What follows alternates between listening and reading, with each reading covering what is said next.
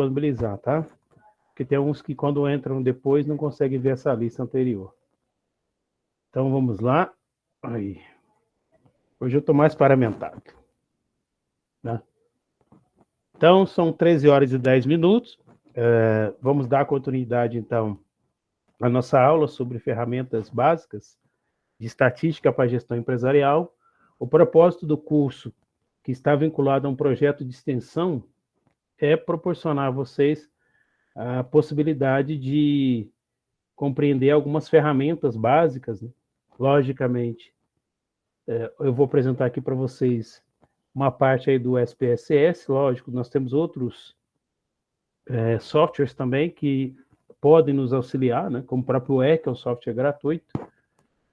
E eu tinha até no meu computador, mas eu tive que fazer uma formatação, vou ter que reinstalar novamente.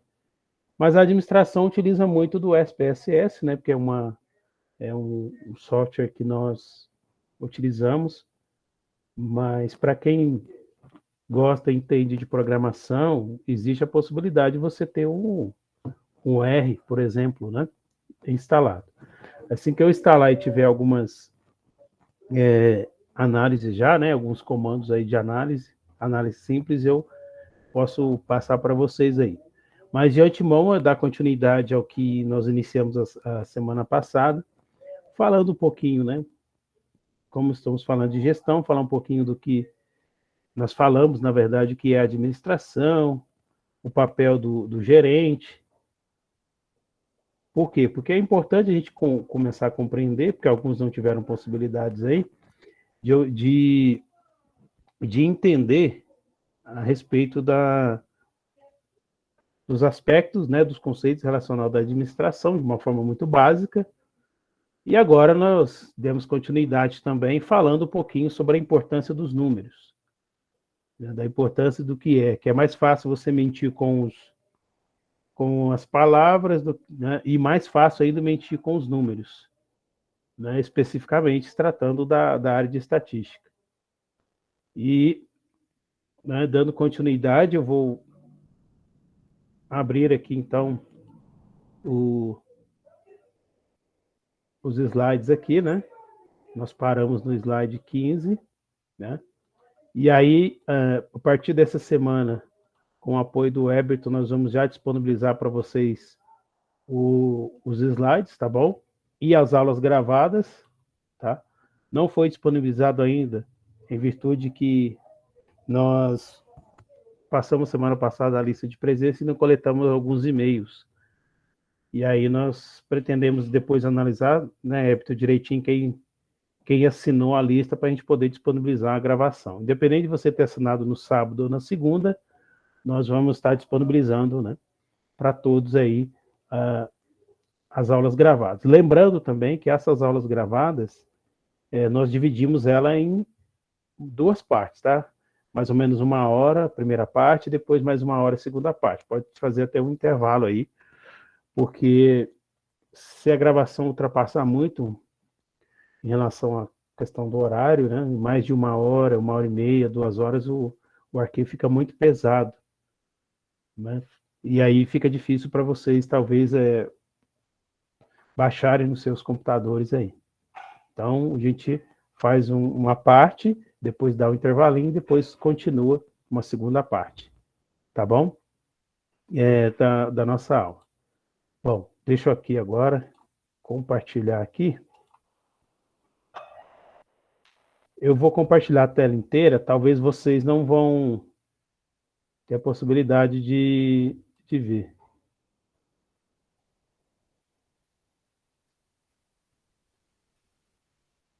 Tá bom? Aí, hoje, talvez vocês não possam contar com tanto apoio do Everton, em virtude que a internet dele hoje está muito instável, né? Tá? E pode ser que dê algum problema aí na hora do suporte.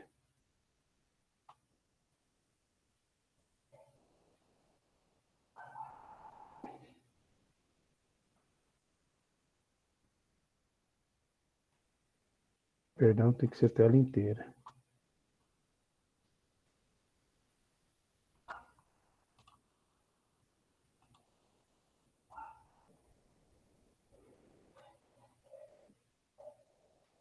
Estão conseguindo ver aí os slides, gente? Sim. Dessa forma aqui eu posso apresentar ou pode ser maior? Se puder ser maior, é melhor. Quem está falando o nome? Que eu não estou conseguindo. Marcelo? Ah, Marcelo. Estou reconhecendo sua voz, não, Marcelo? Tá. Estão conseguindo ver agora, gente? Ah, melhorou. Beleza. Então, assim, dando continuidade ao que nós conversamos, obrigado, professor Marcelo, ao que nós falamos, tem essa célebre frase aqui, né, do britânico Benjamin, né, de Saer, que diz o seguinte: existem três tipos de mentira, né, as mentiras condenáveis, as mentiras e as mentiras estatísticas, né? E é fácil mentir com a estatística, mas é mais fácil mentir sem ela. Dizer o seguinte, né? Essa frase ela é interessante porque mostra também a importância, né, de você ter como suporte também a análise de alguns dados, né? A importância de você, associada a um fato, você conseguir analisá-lo, né, à luz do que esse fato fornece a partir dos seus números, né? E também, né, a partir dessa perspectiva também, você poder mostrar, né, sobre uma real situação. E eu sempre falo o seguinte, como a gente vê muito, por exemplo, a medicina utiliza muito estatística, né? Porque a medicina, do ponto de vista, se a gente for analisar, ela precisa necessariamente analisar quais são as causas, porque os efeitos já estão evidentes. Por exemplo, se há uma doença, uma gripe, por exemplo, ela precisa verificar quais são as causas.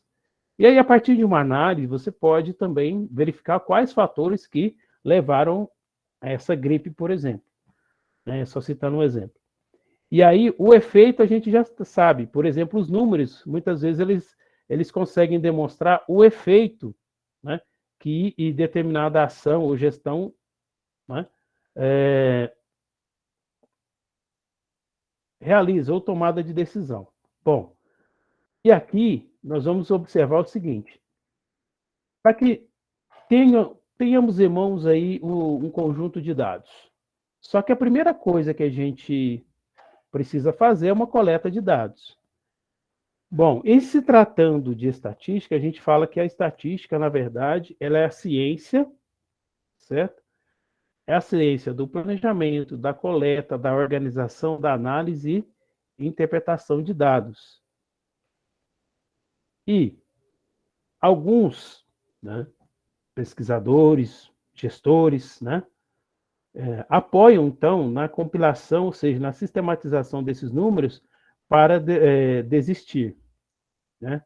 Outros preferem reconhecer a sua extrema utilidade enquanto instrumento na organização e na interpretação de dados. Um exemplo, um gestor está observando que o faturamento da sua empresa, né, está aquém do previsto. Se está aquém do previsto, ele pode ou desistir ou tentar encontrar fatores que poderiam dizer que são determinantes dessa baixa no faturamento. Então, os números, eles só estão demonstrando um efeito. Agora, nós precisamos saber quais foram os sintomas, quais foram as causas desse efeito. Por exemplo, a diminuição do faturamento ao longo de um período, né? Tanto é que vocês estão vendo aí as pessoas batendo palma, né? Porque alguns desistem, mas alguns preferem, né, dar continuidade e utilizar esses dados, né, né, enquanto instrumentos, né, de análise e interpretação daquela realidade que ela está evidenciando. Por exemplo, a diminuição do faturamento, aumento de custos. Aí, esse aumento de custos, essa diminuição do faturamento, vamos verificar, a partir desses números, o que está acontecendo. Logicamente, nós podemos também ter a oportunidade de fazer uma análise que a gente chama qualitativa. Conhecer a realidade dos funcionários, conhecer a realidade da gestão, principalmente relacionada à tomada de decisão, né? De acordo com Tem um ferramentário também que a gente pode usar, por exemplo, na pesquisa, que pode ser a própria entrevista em si, um roteiro de entrevista, pode ser de entrevistas, né? Um roteiro de entrevista, desculpa, um grupo focal, por exemplo, e você conseguir entender de forma mais evidente o que aqueles números estão representando. É o que a gente chama de você associar a pesquisa quantitativa com a qualitativa. E aí, quando eu falei para vocês do conceito básico de estatística, inclusive eu tenho livros aqui de estatística aplicada à administração, do Sweeney, em 2013, que ele fala isso mesmo, que a estatística é a ciência do planejamento, da coleta, da organização, da análise e interpretação de dados. Aí eu coloquei aqui para vocês o seguinte, né? O que é o planejamento? Primeiro, você precisa definir que etapas eu vou realizar para poder, de fato, analisar esses dados. Então, por exemplo, eu vou coletar primeiro os dados, depois eu vou fazer um tratamento desses dados, vou fazer uma análise, né? Mas eu também preciso da coleta, eu preciso ter esses dados. E a coleta é o quê? Nada mais é que reunir esses dados, né? Seja os dados, por exemplo, do demonstrativo de resultado de exercício da empresa, né? Pode ser os dados do período, né? Por exemplo, das notas explicativas, principalmente quem trabalha com empresa sabe que isso, de uma certa forma, a contabilidade que ajuda a verificar a saúde financeira da empresa vai demonstrar alguns elementos ali, algumas contas que são importantes. O que ela tem como ativo, como passivo, como patrimônio líquido, né? Quais são as obrigações que está ali no passivo que ela precisa realizar e que impacto talvez essas obrigações têm no seu faturamento final, ou seja, no seu lucro líquido. Existe aquele que a gente chama lucro líquido, né? Após os impostos, por exemplo, né? Aí você vai ter uma ideia, por exemplo, de como está na realidade o funcionamento da sua empresa e como a gestão está trabalhando com isso, né? Porque os demonstrativos, sejam eles, né, de resultado de exercício, né, que eu estou mostrando para vocês, seja o que está lá para explicar cada um desses itens que a gente chama de nota explicativa, né? O que essas demonstrações contábeis estão mostrando e aonde eu estou verificando que há um erro ali, por exemplo, onde está o gargalo ali que eu preciso verificar para melhorar, por exemplo, o desempenho da minha empresa, ou seja, o meu indicador de desempenho precisa melhorar da empresa. Qual que é o indicador que você quer utilizar? Eu quero utilizar custo, ou seja, diminuição de custo, ou eu quero maximizar o faturamento. Então, né? Ou quero diminuir as despesas. Mas depende do foco, você vai, de certa forma, utilizar daqueles dados e também tentar verificar, de acordo com o seu setor, o que está acontecendo. Mas mesmo com esses dados em mãos, é interessante a gente organizar, ou seja, alocar bem esses dados, esses recursos, né? E aí eu acho que o tratamento também, organização e tratamento, o tratamento também nos ajuda muito. Por quê? Porque a partir do instante que você tem um conjunto de dados, um banco de dados, e você não faz um devido tratamento, pode ser que a sua interpretação no final seja enviesada. Em virtude do quê? Na estatística a gente fala, pode ser em virtude dos outliers, por exemplo, momentos, por exemplo, em que o número é muito maior, né? O faturamento ele foi assim, teve um aumento muito significativo em um determinado período, e esse aumento significativo em determinado período, se eu juntar esse valor com os demais valores, pode ser que esses dados meus podem estar enviesados. Enviesados de que forma?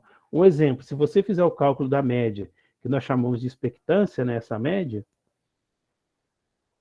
se estiver alguns outliers, a tendência dos outliers influenciar a média para cima, se for um outlier muito alto em valores, né?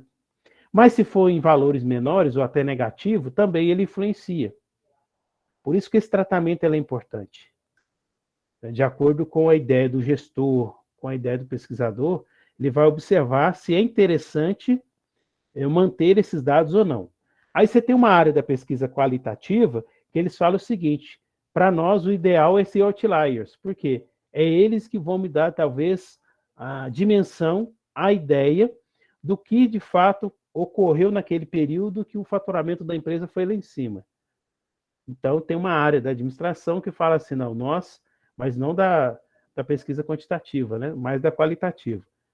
Que eles falam que o que nós não queremos, que é o outliers, eles já querem esse outliers, ou seja, esse número discrepante, esse elemento que foi discrepante aqui, que ele destoou um pouquinho dos demais, né?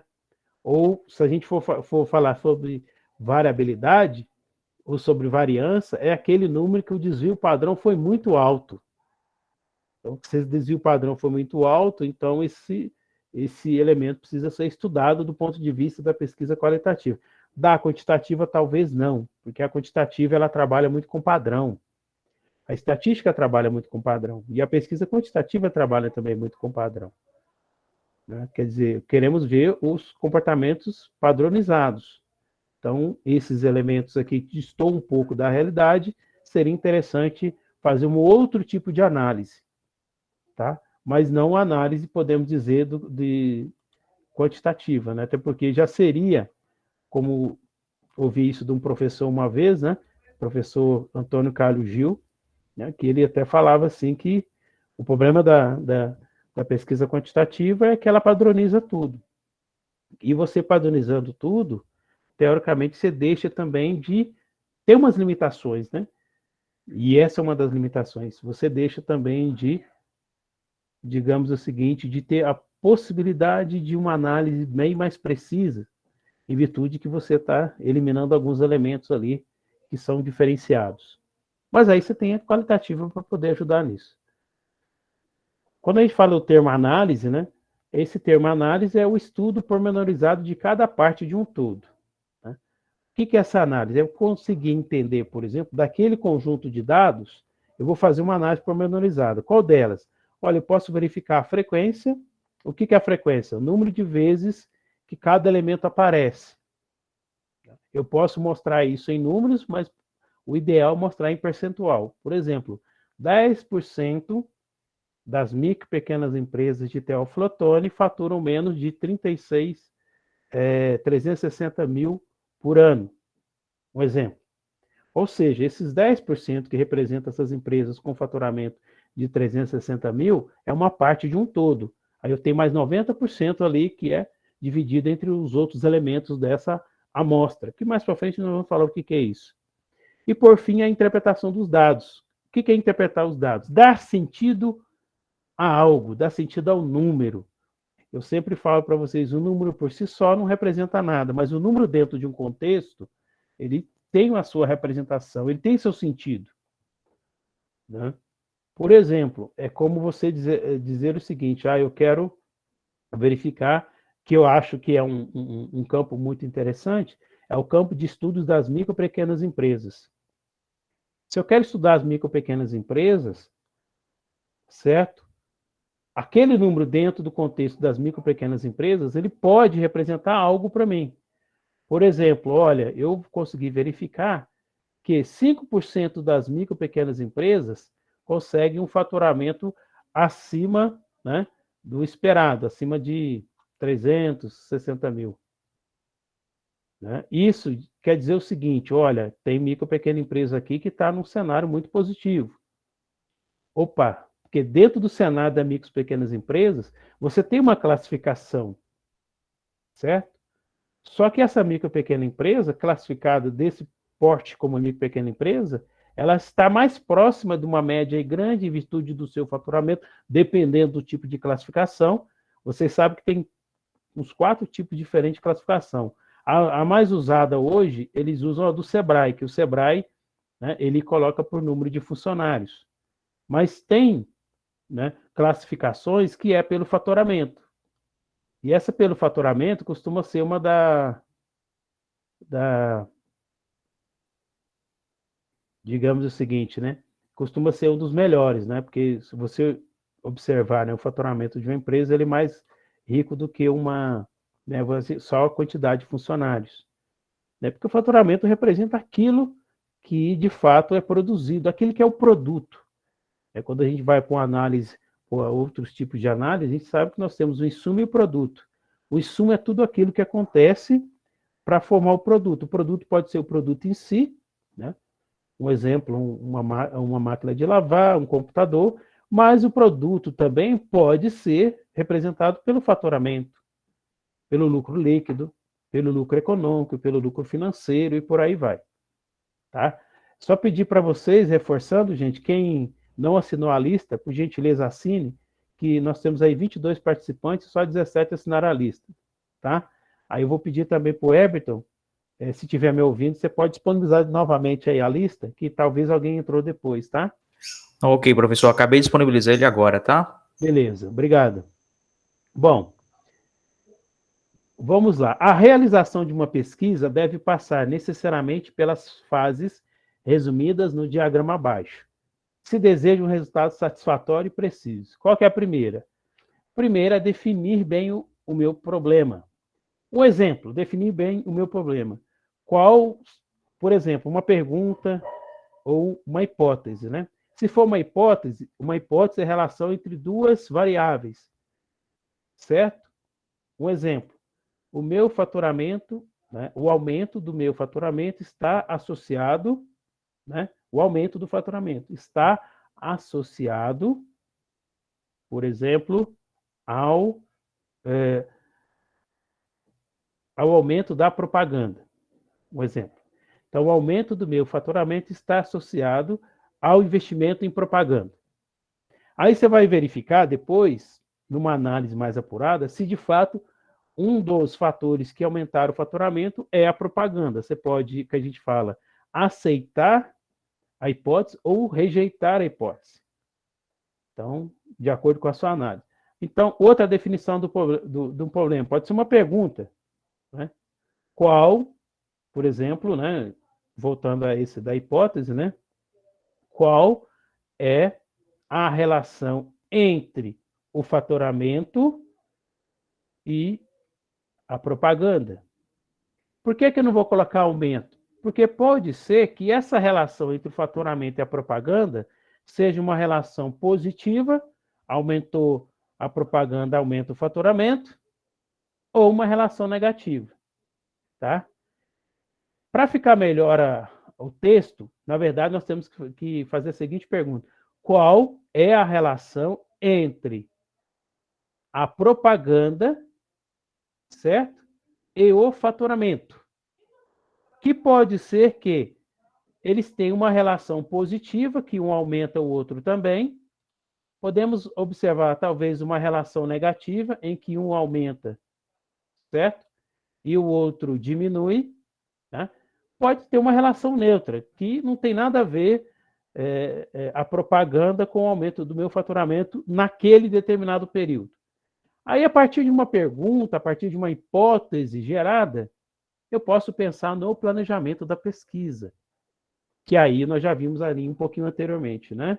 Olha, o planejamento da minha pesquisa, ele vai envolver algumas etapas, certo? E essa etapa é importante, mesmo que ela não aconteça de uma forma linear, mas eu tenho ideia do que vai acontecer, certo?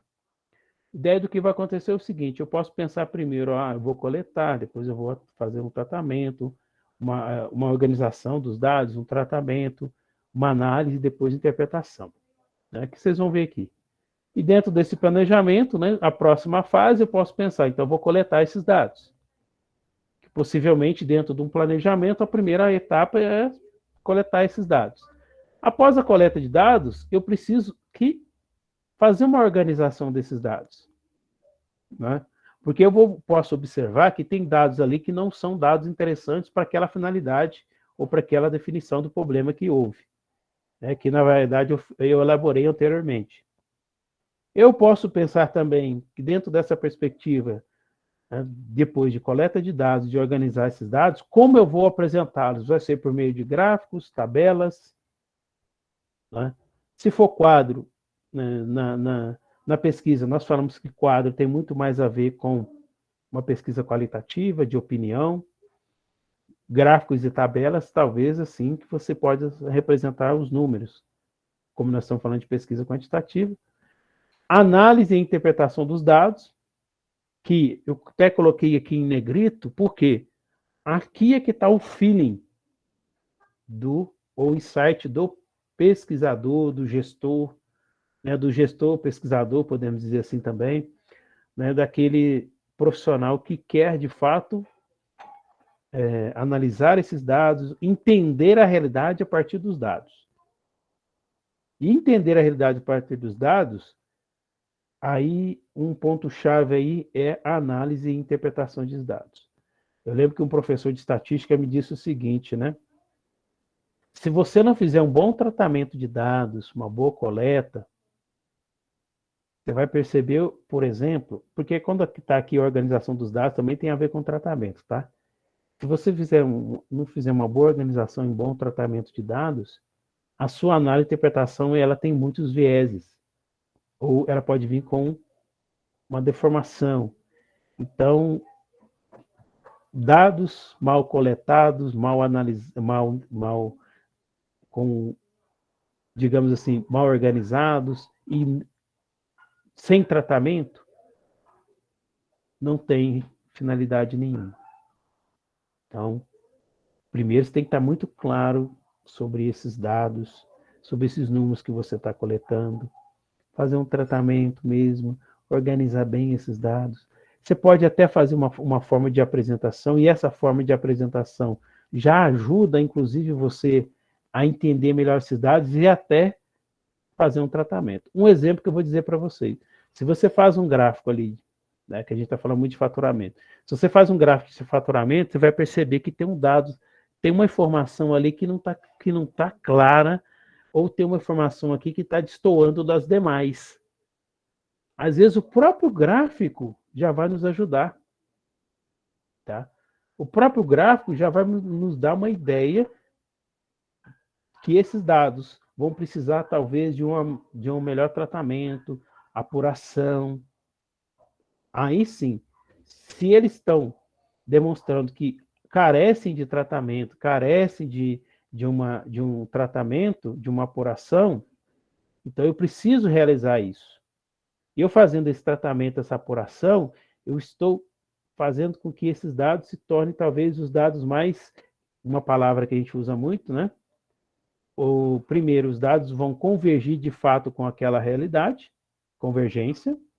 Por outro lado, nós estamos falando de dados fidedignos, até porque esses dados, quando você coleta, espera que sejam dados reais, e dados que também, com tratamento, eles se tornem dados mais confiáveis, e mais que eles vão ter uma convergência com a realidade do qual você está analisando. E aí a sua análise de interpretação de dados vão ser uma análise de interpretação de dados mais coerente. E nós falamos também uma palavra mais robusta. O que é robustez? São dados que aproximam muito daquela realidade. São dados que demonstram, de fato, aquilo que eu pretendo analisar.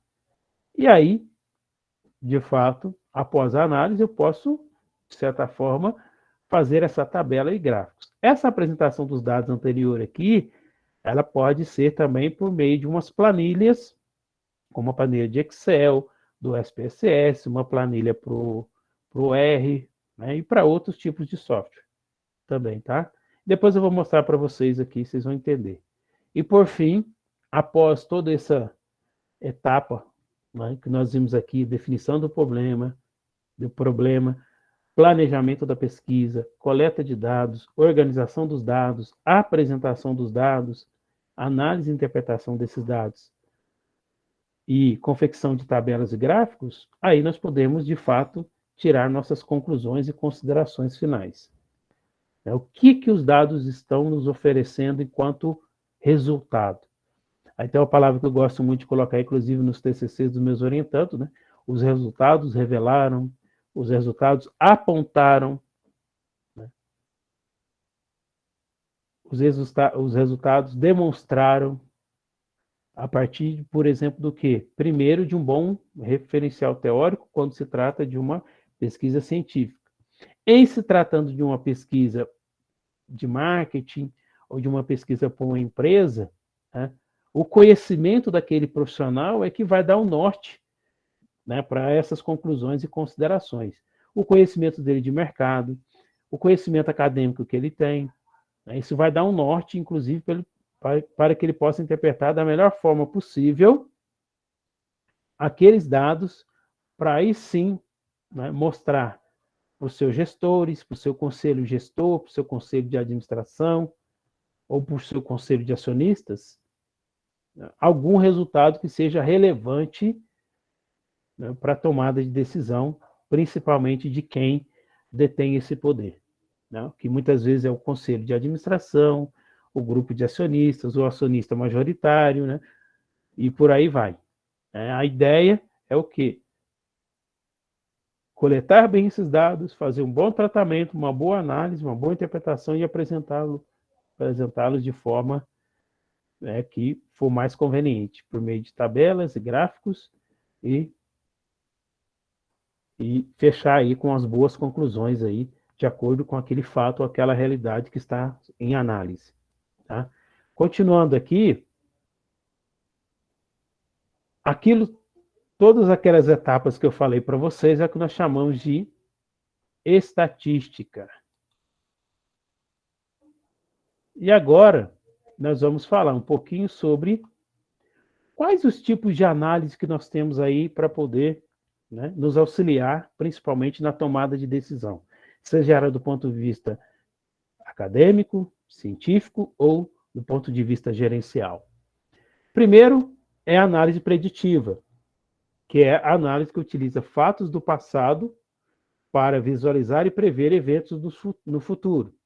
Então, por exemplo, uma análise que no mercado de capitais, que é a disciplina que eu leciono no curso de administração, é o que nós chamamos de uma análise mais fundamentalista. O que é uma análise fundamentalista? É utilizar de demonstrações contábeis de uma empresa, uma análise interna da empresa, e a partir desses números, a partir da análise e interpretação desses números, eu posso prever qual seria o comportamento futuro dessa empresa.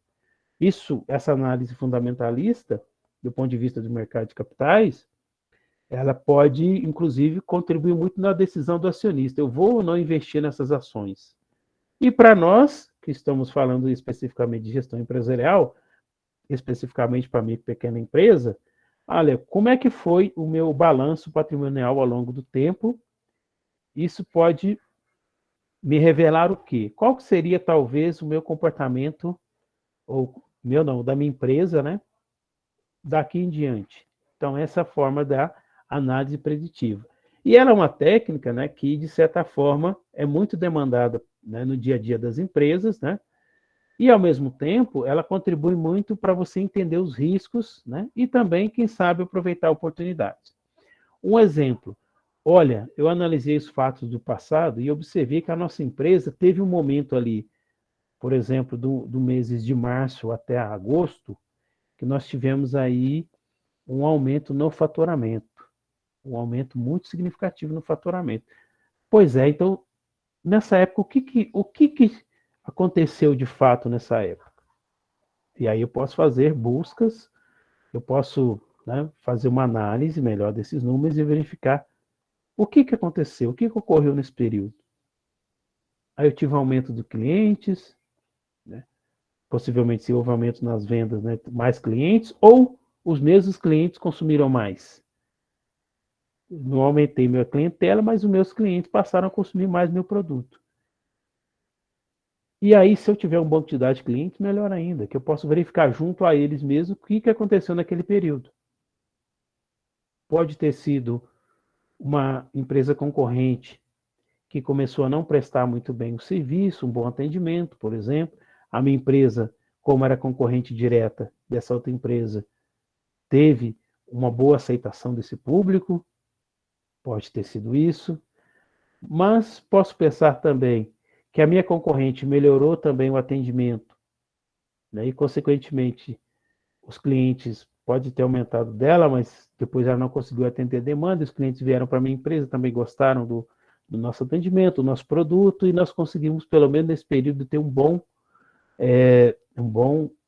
retorno, um bom faturamento. Porém, depois desse período, parece que a empresa concorrente conseguiu atender de forma satisfatória a sua demanda, aumentou o número de clientes e a minha voltou a teoricamente, ao valor normal dos meus clientes, aquele valor que eu já tinha. Por que não? Então, os números podem mostrar muito isso. Essa famosa análise preditiva, né? Eu utilizo dados de fatos do passado para visualizar e prever os eventos futuros. Qual outro tipo de análise? Né? Análise prescritiva, né? Que muitas vezes é confundida com a preditiva, mas, apesar das semelhanças, seu objetivo é diferente. Ela não foca em prever o futuro, mas sim em determinar as consequências das decisões tomadas.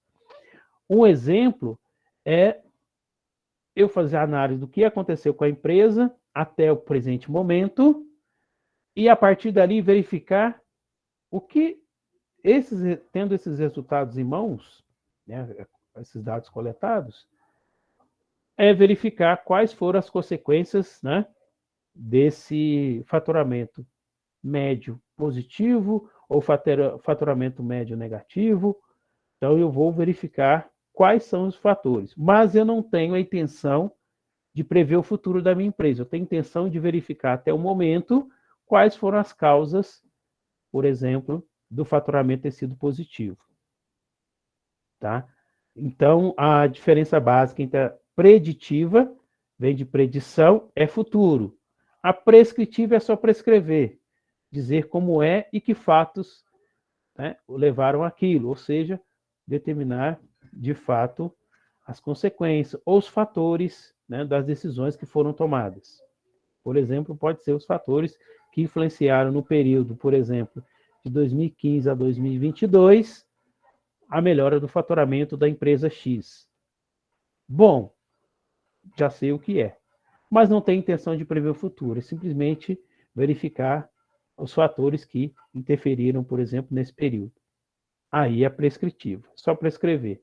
E a preditiva é usar fatos do passado, analisar e prever também o futuro, né, da minha empresa. A descritiva, né, ela faz uma análise, né, que a gente faz uma análise mais de mineração, né, dos dados real, né, aquilo que a minha empresa demonstra, né, visando encontrar respostas rápidas e seguras para diversas questões. Né? Qual que é o intuito da descritiva? Simplesmente descrever para embasar as decisões no agora. Eu pego os dados e já tomo a decisão. Né? Isso que é a ideia da análise descritiva. Vem da palavra descrever, simplesmente mostrar. E a partir do que eu tenho em mãos, eu vou tomando decisão. Eu acho que a descritiva é a análise mais usada, né, se alguém aí quiser questionar também, a meu ver, enquanto professor, enquanto pesquisador, né, da área de administração, a análise descritiva hoje é a mais usada. Por quê? Porque ela não carece, talvez, de muito ferramentário. Eu posso mostrar ali para o gráfico como é que está o faturamento e já tomar a decisão. Certo? Ou embasar minha decisão a partir do que eu estou vendo ali. Eu acredito que hoje qualquer tipo de empresa usa mais. Lógico, se ela quiser uma análise mais apurada, ela pode contratar uma empresa de consultoria, fazer essa análise, mas ao mesmo tempo que ela tem em mãos agora é que ela já vai tomando decisões. Ou seja, vai embasando as suas decisões a partir do que ela tem em mãos agora. Né? Se isso vai dar certo ou não, vai depender da decisão do presente. Mas também ela pode contratar uma empresa para verificar, né, e analisar, por exemplo, de forma prescritiva ou de forma preditiva. Certo? Tranquilo? E, por fim, né, nós temos aí a análise diagnóstica, que o objetivo é fazer uma verificação mais ampla, né, e geral sobre determinada situação, é fazer o famoso diagnóstico mesmo, né, da empresa, e usa dados, né, para ajudar no planejamento da empresa. Tem algumas questões que se relacionam com as anteriores? Sim, porque você vai usar dados, você vai utilizar dados. Aqui, a diferença é que você vai fazer um diagnóstico completo da empresa e tentar montar um planejamento para essa empresa. Né, para essa empresa a partir das informações que você tem e do que o diagnóstico te demonstra, ou o que esse diagnóstico está me mostrando. de forma geral, né? De forma até específica, o que esse diagnóstico me apresenta? O diagnóstico vai te mostrar um resultado, e a partir desse resultado eu posso até pensar em montar um planejamento. Certo? Então, são 13 horas e 50 minutos. Alguém quer falar alguma coisa, algum comentário? Tranquilo? Oi, Edmilson, boa tarde. No caso, pode ser usado a prescritiva e a preditiva na mesma? Pode, sim. Ok. Porque, assim, uma técnica, se a gente pensar assim, uma análise de dados não elimina a outra, né? Se a gente for pensar bem. Então, só lembrando, Gabriela Medeiros, né? Uhum. Quando falar para você preditiva, você sempre vai lembrar de futuro, tá? É predizer. Então, a partir dos dados anteriores, eu vou prever o futuro dessa empresa, concorda? Tá muito. E a prescritiva, né? Eu só quero utilizar os dados anteriores para poder verificar sobre uma causa, um efeito ou uma consequência só. Tá bom? Não tenho a intenção de prever o futuro, concorda? Ou estou errado? Não, beleza, então. Obrigada. Tranquilo? Concordo. Uhum. Beleza. A descritiva, né? Eu já falei para vocês que talvez seja que as empresas mais utilizam, né? Eu tenho um gráfico aqui, né? Um gráfico aqui do custo ou da compra de insumos e precisamos decidir agora sobre isso, tá? Para tomar decisão, certo? A diagnóstica é mais abrangente, até porque ela vai ajudar no planejamento. Alguma dúvida aí sobre isso? Obrigado, Gabriela, pela participação. Mais alguém? Tranquilo? Sim, Ariston. Vou passar, vão ter acesso aos slides, sim. A ideia, Ariston, o que aconteceu essa semana?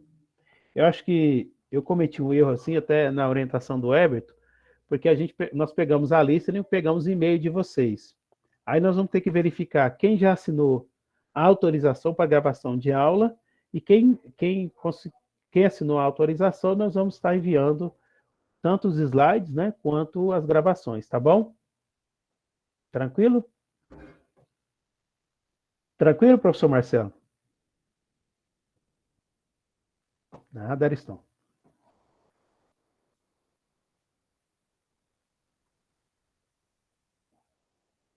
Agora, continuando aqui, aí mais ou menos 13 às 14 horas eu dou uma pausa, tá? Para poder ter conseguimos ter a gravação aqui de forma mais correta. Bom, e aí eu coloquei aqui para vocês, ó, quando falamos em planejamento, coleta, organização, tratamento, análise e interpretação de dados, estamos falando aí estatística, né, que é esse campo, né, de estudo, né, que envolve o processo de coleta, análise, interpretação, organização e tratamento dos dados. Tá? Bom, e essa estatística, nós falamos que ela pode ser dividida em estatística descritiva. Então, vocês vão pensar muito naquela questão da análise de dados, né? Existe a análise de dados preditiva, mas a preditiva, ela está muito mais voltada, talvez, para a estatística indutiva. Tá? A descritiva está aqui para vocês aqui. Ó. O que é a estatística descritiva? Ela organiza e descreve o comportamento dos dados de uma população a partir da observação dessa população ou de uma amostra. Então, eu vou organizar, eu vou descrever o comportamento daqueles dados. Lembre-se bem, comportamento dos dados. E eu até tive a minha banca de defesa de doutorado, o professor da USP, né, que é o professor Fávero, que até eu já conversei com o professor Marcelo sobre ele, né, que lança muitos livros nessa área de estatística, ele foi da minha banca. E aí ele falava assim, Edmilson, o comportamento desses dados que a sua tese está demonstrando, e o professor Bido do Mackenzie também, foi mais o professor Bido do Mackenzie que falou, eles vão só demonstrar o comportamento desses dados, dessa realidade, nesse momento. Que fique claro para o leitor que o que você está demonstrando agora não é possível você generalizar. Esse é um dos maiores, talvez, problemas da estatística e da pesquisa quantitativa. Eu não consigo generalizar Por quê? Porque o comportamento daqueles dados, seja de uma população, de uma amostra, é específico para aquela realidade naquele momento. Se eu quiser, talvez, fazendo uma nova pesquisa, vai ser uma nova realidade, num novo momento, numa nova perspectiva. A maior questão da pesquisa quantitativa é essa limitação, que ela não pode ser generalizada. Tá? Eu não posso dizer que o comportamento de todas as empresas vai ser dessa forma, né? Em virtude do comportamento dos dados me ofereceram ali enquanto resultado. Não, eu posso dizer que naquela realidade, naquele momento, para aquele grupo, o comportamento dos dados mostraram aquilo. Um exemplo, né? A gente pode, por exemplo, verificar em questão de uso de marketing, né? O processo de tomada de decisão, quando a gente fala da produção, né? Propriamente da gestão, né? Da administração. Podemos envolver também a área de recursos humanos, né? Quer dizer, todos esses componentes aí, ou setores da organização, eu posso verificar e descrever o comportamento daqueles dados, né? A partir de uma estatística, de uma aplicação de uma estatística descritiva, né? E a estatística inferencial ou indutiva, né? Ela podemos utilizar, por exemplo, tanto a amostra como a população, e o objetivo dela, né? Cuidar da análise e interpretação dos dados a partir de informações sobre as características de uma população, com base em informações dadas por amostras. Aí a estatística indutiva e inferencial, ela tem essa característica de, por exemplo, se eu quero... Por isso que às vezes há muito questionamento em relação às pesquisas hoje, principalmente as eleitorais, porque as pessoas falam assim, mas eu não fui entrevistado, mas as mídias, a imprensa está mostrando que houve uma pesquisa que candidato X está com tantos por cento de intenção de voto e candidato Y está com tantos por cento. Mas eu não fui entrevistado. Sim, você faz parte da população. Só que existe nós vamos ver para frente, né? Existem técnicas probabilísticas e não probabilísticas, técnicas de amostragem, que vai pegar um pedacinho dessa população e entrevistar um pedacinho dessa população de forma a, de certa forma, representar um todo, né?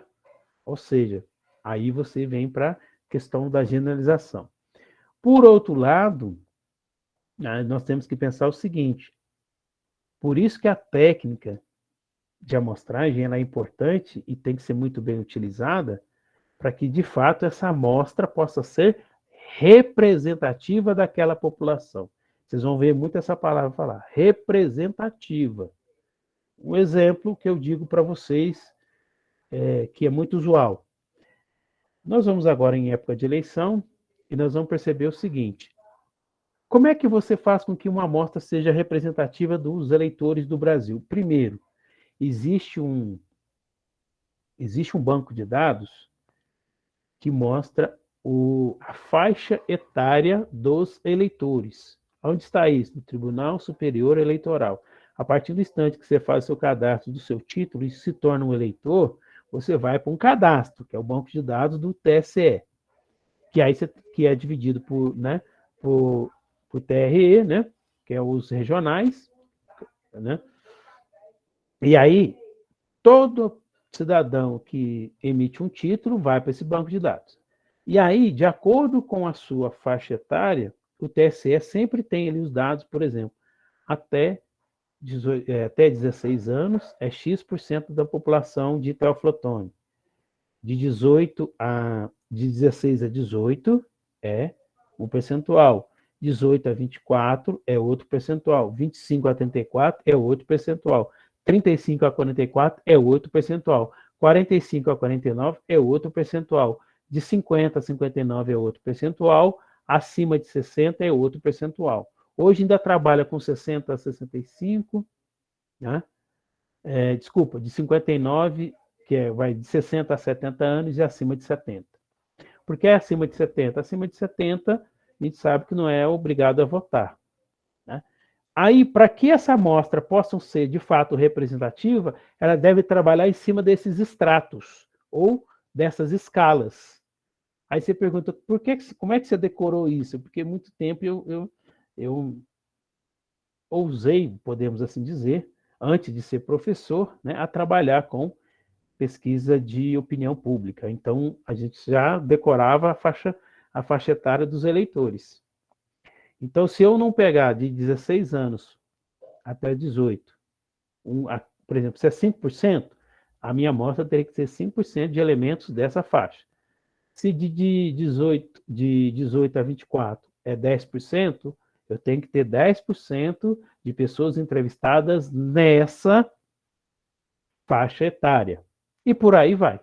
Não sei se eu consegui ser claro para vocês. Então, você tem uma faixa etária com um percentual de pessoas daquela faixa e a sua amostra da pesquisa tem que necessariamente ter essa mesma quantidade dentro da sua amostra. Aí sim podemos dizer que é uma amostra de fato representativa daquele grupo.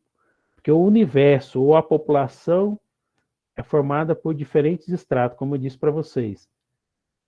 De 0 a 16 para pesquisa eleitoral não é entrevistado, 16 a 18, 18 a 24, 25 a 34, 35 a 44, 45 a 49, 50 a 59, 60 a 70 e acima de 70. É mais ou menos isso. Tem que estar dentro do percentual desses estratos aí, para eu dizer que a amostra de fato é representativa. Isso é um exemplo, tá? E aí podemos, por exemplo, eu quero entrevistar micro e pequenas empresas. Se o universo de Teoflotone, por exemplo, é de 3 mil empresas, que uma vez eu consegui uns dados aí de Teoflotone, que era 3 mil empresas, se dessas 3 mil eu tenho que 80% ou 90% é de micro e pequenas empresas, então, teoricamente, desses 80 e 90, se eu quero estudar micro e pequena empresa, tem que ser essa faixa. Eu não posso pegar uma média e grande empresa, porque ela não representa a micro e pequena empresa. Né? Por exemplo, né, quem gosta de time assim como eu, né, se eu quero entrevistar, né, os torcedores do Cruzeiro, então eu não posso entrevistar torcedores do Atlético, porque eles não são torcedores do Atlético, não são representativos como torcedores do Cruzeiro, tem que ser torcedores do Cruzeiro. Então quem gosta de futebol vai entender muito melhor do que eu sobre isso. Né? Eu não posso entrevistar torcedor de um time para relatar sobre outro, não.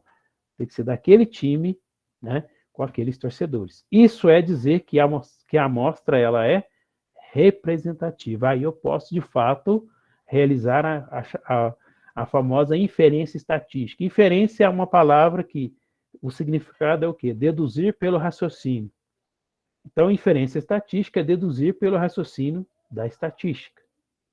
Tá bom? Tranquilo?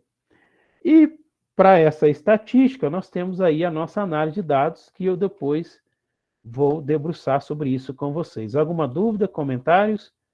Para a gente interromper a gravação, que já deu mais de 1 hora, ou próximo de 1, né? Nós começamos às 13h10.